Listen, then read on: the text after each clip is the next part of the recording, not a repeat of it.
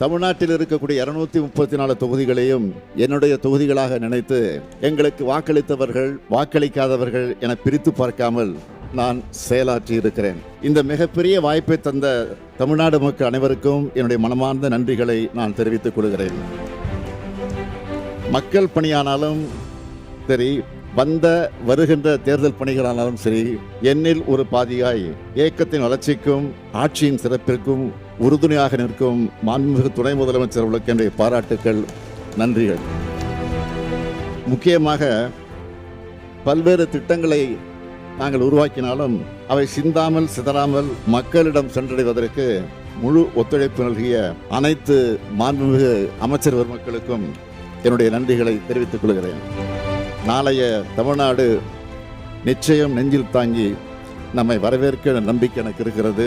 நாளை நாங்கள் அமைக்கப் போகக்கூடிய திராவிட மாடல் 2.0 ஆட்சி எங்கள் சாதனைகளை நாங்களே விஞ்சும் அளவிற்கு திராவிட முன்னேற்றக் கழகம் என்ற மாபெரும் இயக்கத்தின் தலைவராக அமர வைத்து நான் தமிழ்நாட்டின் முதலமைச்சராக உழைத்த லட்சக்கணக்கான கழக உடன்பிறப்புகள் இருக்கக்கூடிய திசை நோக்கி வணங்கி அனைவருக்கும் மீண்டும் ஒரு முறை நன்றி தெரிவித்துக் கொள்கிறேன்.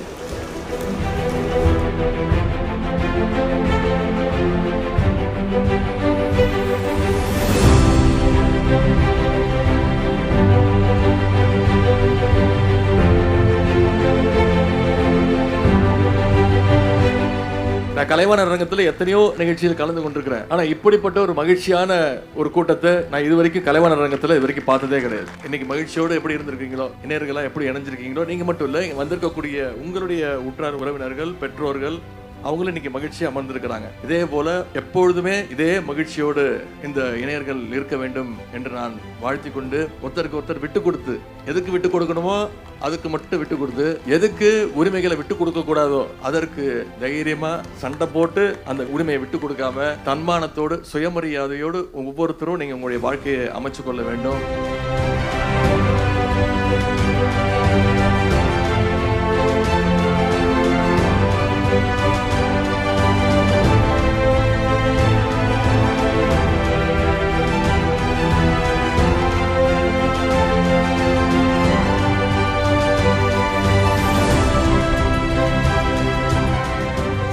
அடிமைகள், சங்கிகள், கொள்கை இல்லாம லட்சியம் இல்லாம எதை நோக்கி போறோம் அப்படின்ற ஒரு அடிப்படை அரசியல் அறிவே இல்லாத வெற்று அட்டைகள், இவங்கெல்லாம் இன்னைக்கு கம்ப்யூட்டரை அட்டாக் பண்ற ஒரு வைரஸ் மாதிரி இன்னைக்கு செயல்பட்டு இருக்கிறாங்க. ஆனா அவங்களுடைய பொய்களை எல்லாம் முறியடிக்கின்ற ஒரு ஆன்டி வைரஸ் ஃபயர்வாலா இன்னைக்கு நம்முடைய கழக ஐடி விங் செயல்பட்டு இருக்கு. களம் எவ்வளவு முக்கியமோ அதே அளவு இன்னைக்கு இணையதளமும் ரொம்ப முக்கியமாயிடுச்சு. பொய் செய்திகளை, அவதூறுகளை, ஃபால்ஸ் நியூஸ்களை எல்லாம் ஆரம்ப கட்டத்திலே அடிச்சு நொறுக்குங்க. மிஸ்இன்ஃபர்மேஷன், டிஸ்இன்ஃபர்மேஷன் அப்படின்னு ரெண்டு வகையான பொய்கள் இருக்கின்றது. இதுல மிஸ்இன்ஃபர்மேஷன் அப்படிங்கிறது ஒருத்தருக்கு தெரியாம பரப்புற ஒரு பொய் செய்தி, நானும் உண்மை நினைச்சுக்கிட்டு அதை பரப்பிட்டு இருப்பேன், அதான் மிஸ்இன்ஃபர்மேஷன். ஆனா டிஸ்இன்ஃபர்மேஷன் அப்படிங்கிறது வேணும்னே சங்கி கூட்டம் மாதிரி தெரிஞ்சே பரப்புகின்ற பொய் செய்தி. இந்த மிஸ்இன்ஃபர்மேஷன், டிஸ்இன்ஃபர்மேஷன் ரெண்டையும் எதிர்த்து நம்மளுடைய களப்பணி அமைச்சுக்க வேணும். ஆக வரப்போகின்ற தேர்தலில் பாசிஸ்டுகளுக்கும் அவங்களுடைய அடிமைகளுக்கும் ஒரு சரியான பாடத்தை நாம கத்துக் கொடுத்தாக வேண்டும். நாம மீண்டும் மீண்டும் தலைவர் சொன்ன மாதிரி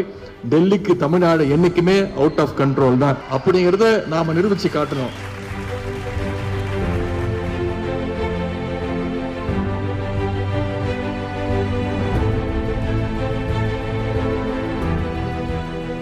இன்ன வரைக்கும் யாரும் இப்படி எங்களுக்கு கொடுத்ததே கிடையாது. கிறிஸ்டின், முஸ்லிம், இந்து எதுவுமே பாகுபட்சம் பார்க்காத எல்லா நாளுக்கும் தராரு. முன்னாடி ஹாட் பாக்ஸ், அதுக்கப்புறம் இண்டக்ஷனு, பொங்கல்லாம் வந்தா வேஷ்டி சட்டை, அந்த மாதிரி அந்தந்த டைமுக்கு என்னவோ அது மக்களுக்கு அந்த நேரத்துல ஒரு சந்தோஷமாவும் இருக்கு.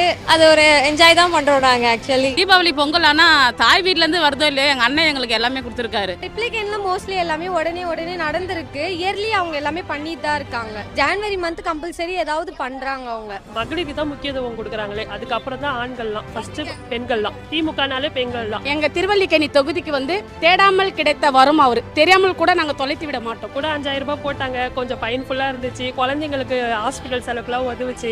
நாங்க அது அன்எக்ஸ்பெக்டட் தான், அது எங்களுக்கு காசு வந்தது. நம்ம கையில எதுவுமே சடனா ஒண்ணுமே இல்லற நேரத்துல அந்த காசு நம்மளுக்கு கிடைக்கிறது பெரிய விஷயம் இல்லையா? அது அந்த டைம்ல வரது ரொம்ப ஹெல்ப்ஃபுல்லா இருக்கு. உதயண்ணா தானே இந்த ஏரியானா உதயண்ணா தானே. ஆமா, அவர் பிடிச்சிருச்சு நம்ம மக்களுக்கு. அவர் வந்து டக்குன்னு செய்யறதுனாலே ட்ரிப்ளிகன்ல உதயண்ணா தான். அந்த அளவுக்கு நாங்க லவ் பண்றோம், அவரை சின்சியரா லவ் பண்றோம். அதனால அவருக்கு தான் எங்க ஓட்டு.